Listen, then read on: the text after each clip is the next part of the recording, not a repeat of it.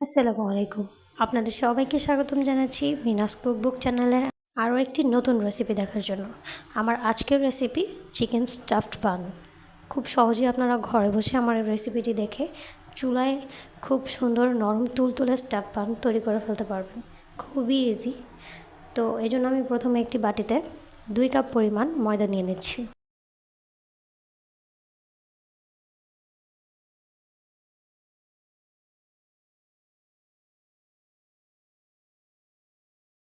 এখানে দিয়ে দিচ্ছি 1 টেবিল চামচ পরিমাণ চিনি,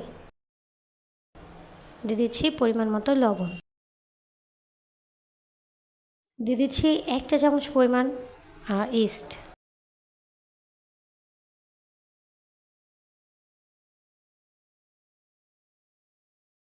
এবার দিয়ে দিচ্ছি 1 কাপ পরিমাণ গরুর দুধ।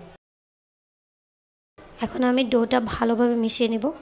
চিকেন স্টাফড বানের ডো অবশ্য রুটি অথবা পরোটা বানানোর ডোর মতো হবে না, এটা একটু নরম হবে, হাতে লেগে লেগে আসবে, এরকম হবে। তো আমি ভালোভাবে এটাকে মথে নিচ্ছি।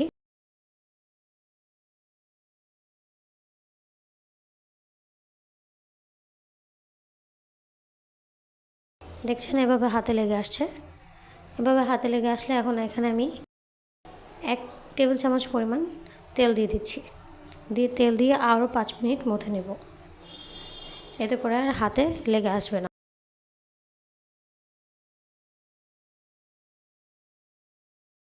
এই ডোটাকে ভালোভাবে মথতে হবে, অবশ্যই সময় একটু বেশি দিয়ে মথে নিতে হবে। তো আমি হাতটা ধুয়ে এসে আরেকটু তেল মেখে আমি আরও 5 মিনিট ডোটাকে ভালোভাবে মথে নেব।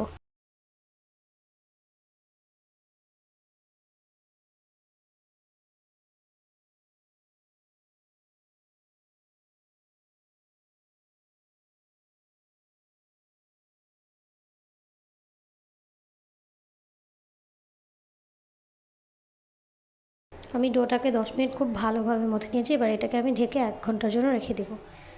এখানে আমি নিয়েছি গোলমরিচ গুঁড়ো, কাঁচামরিচ, আদা কুচি, ধনে গুঁড়ো, আদা রসুন বাটা, পেঁয়াজ বাটা, লবণ আর গুঁড়ো মরিচ, রসুন কুচি।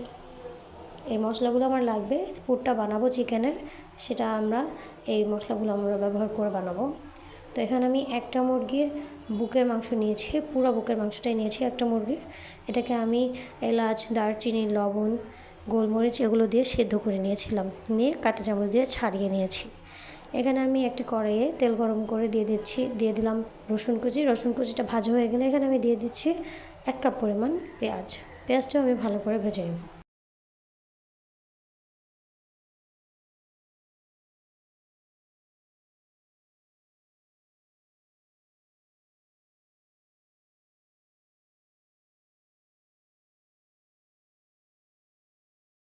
পেঁয়াজটা প্রায় সিদ্ধ হয়ে গিয়েছে।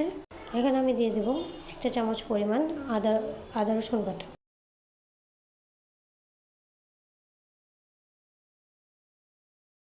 দিয়ে দিচ্ছি 1 টেবিল চামচ পরিমাণ পেঁয়াজ বাটা, দিয়ে আবারও আমি সবগুলো ভালো করে ভেজে নিয়েছি।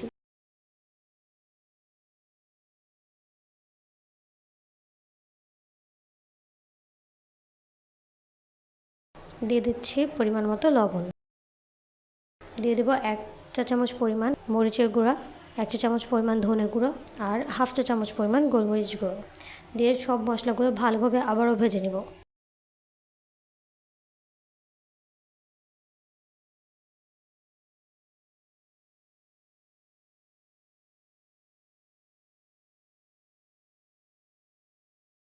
সব মশলাগুলো ভালোভাবে ভাজা হয়ে গেলে এখানে আমি দিয়ে দিচ্ছি 2 চা চামচ পরিমাণ ময়দাটা দিয়ে আবারও আমি সব মশলার সাথে ময়দাটা ভালো করে ভেজে নেব।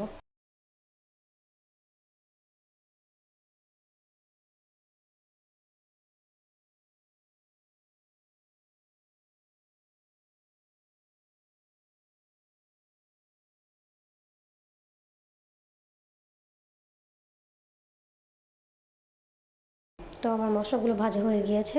এখানে আমি দিয়ে দিচ্ছি আরও 1 কাপ পরিমাণ গরুর দুধটা ইউজ করলে অবশ্যই আপনার মুরগির পুরটা খেতে খুব মজা লাগবে, এতে আপনার স্বাদটা আরও বৃদ্ধি পাবে। এটা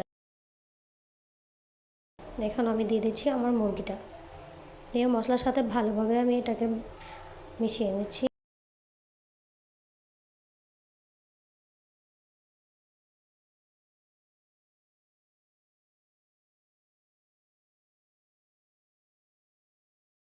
মুরগির মাংসের সাথে মশলাগুলো ভালো করে মিশিয়ে নেব।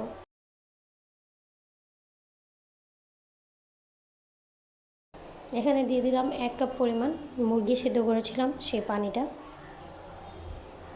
দিয়ে দিচ্ছি কাঁচামরিচ কুচি, দিয়ে এখন আমি এখানে লাস্ট দিয়ে দিব গরম মশলা গুঁড়ো। এরপর মাংসটাকে একবার যেন কোনো পানি না থাকে এভাবে কষিয়ে নেব। তো ফিরে আসলাম আমার ডোর কাছে। তো এখানে ডোটা 1 ঘন্টা পর দেখতেই পাচ্ছেন ফুলে ডাবল হয়ে গিয়েছে। এখন এটাকে মথে এটার থেকে বাতাসগুলো বের করে আরও 10 মিনিটের মতো মথে নিতে হবে। খুব ভালো করে মথে নিতে হবে যাতে ভেতরে কোনো বাতাস না থাকে।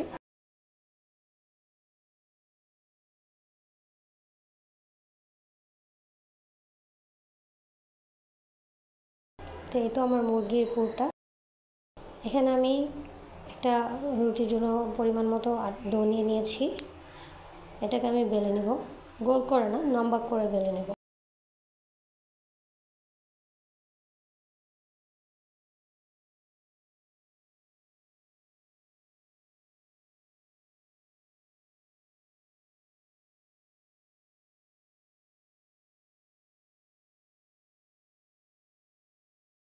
তো রুটিটা আমি বেলে নিয়েছি লম্বা করে। এখন আমি এক পাশে মুরগির পুর দিয়ে দেব। একটু ফলো করে দেখবেন কিভাবে করতেছি কাজটা। তো খেয়াল করে দেখলে আপনারা খুব সহজেই করতে পারবেন। তো এভাবে এক পাশ থেকে টেনে একটু মুড়ে দিচ্ছি, বাকি অর্ধেকটা আমি খালি রাখতেছি। মুখটা ভালো করে বন্ধ করে দিব।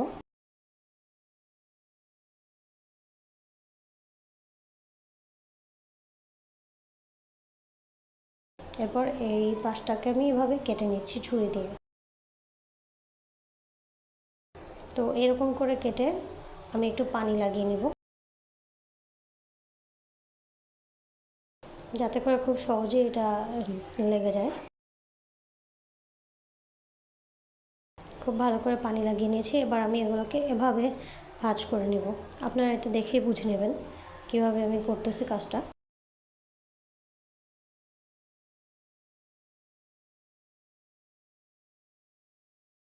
দেখলে মনে হয় কত কঠিন, তবে আসলে কঠিন না, খুবই ইজি একটা কাজ। তো আমার একটা স্টাফ বান হয়ে গিয়েছে। আমি আপনাদের বোঝার সুবিধাটা আরও একটি বানিয়ে দেখাচ্ছি।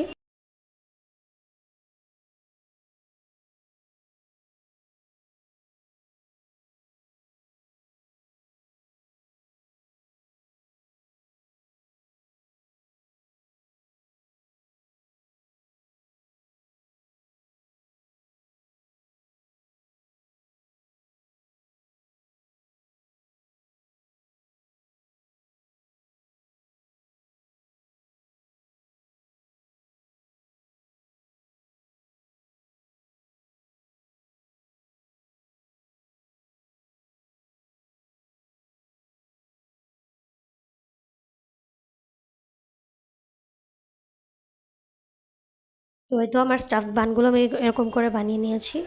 সবগুলো আমি একই প্রসেসে বানিয়ে নিয়েছি। একটু খেয়াল রাখতে হবে যেটার উপর রাখবেন বাটিটার উপর একটু ময়দা ছিটিয়ে এগুলো একটু ফাঁকা ফাঁকা করে রাখবেন। এখানে আমি একটা কড়াই বসে নিয়েছি, নিয়ে এখানে প্রথমে একটু মোটা করে কাগজ দিয়ে একটা স্ট্যান্ড বসিয়ে আমি 10 মিনিট প্রিহিট করে নেব। খুব কম আঁচে প্রিহিট করে নেব। এই রুটিগুলোকে আমি বানিয়ে আরও 20 মিনিট রেস্টে রেখেছিলাম। 20 মিনিট পর এটাকে আমি এখন চুলায় দেওয়ার জন্য রেডি করব। এই জন্য আমি প্রথমে এখানে রুটিগুলোর উপরে ডিমের কুসুম ব্রাশ করে নিচ্ছি। এতে করে আপনার রুটিগুলোর উপর খুবই সুন্দর একটা কালার আসবে। এর উপরে দিয়ে নিচ্ছি সাদা তেল। এটা অপশনাল, আপনারা দিলেও দিতে পারেন, না দিলেও না। তো এই তো 20 মিনিট পর ফিরে আসলাম। দেখতেই পাচ্ছেন চিকেন স্টাফড বানগুলো কত সুন্দর হয়েছে। তো এভাবে আমি সবগুলো বানিয়ে নিয়েছি। আমার রেসিপিগুলো ভালো লাগলে অবশ্যই আমার চ্যানেলের পাশেই থাকবেন। আমার চ্যানেলটিতে একটি সাবস্ক্রাইব দিয়ে নিচে বেল আইকনটি ক্লিক করে রাখবেন। ধন্যবাদ।